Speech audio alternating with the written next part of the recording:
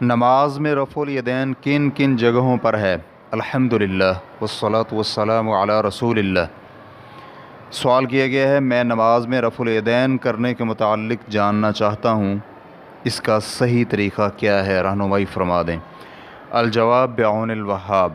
نماز میں 4 جگہوں پر رفع الیدین کرنا مسنون ہے۔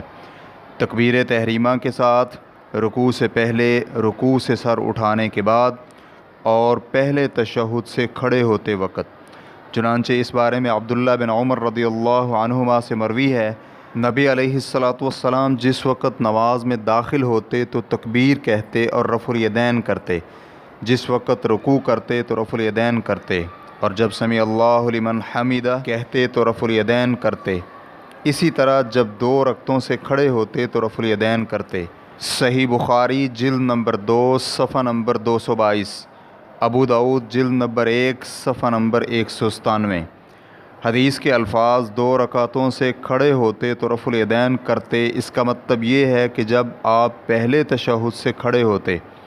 رفع الیدین کندھوں تک یا کانوں تک ہاتھ اٹھانے سے ہوتا ہے۔ ریفرنس کے لیے آپ دیکھ سکتے ہیں عمدۃ القاری از عینی جلد نمبر 5 صفحہ نمبر 7، شرح مسلم از نووی جلد نمبر 4 صفحہ نمبر 95، صفت صلاۃ النبی از البانی رحمہ اللہ صفحہ نمبر 87۔ واللہ تعالی اعلم۔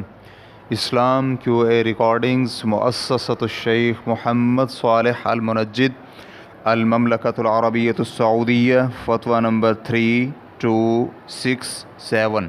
والسلام علیکم ورحمۃ اللہ وبرکاتہ۔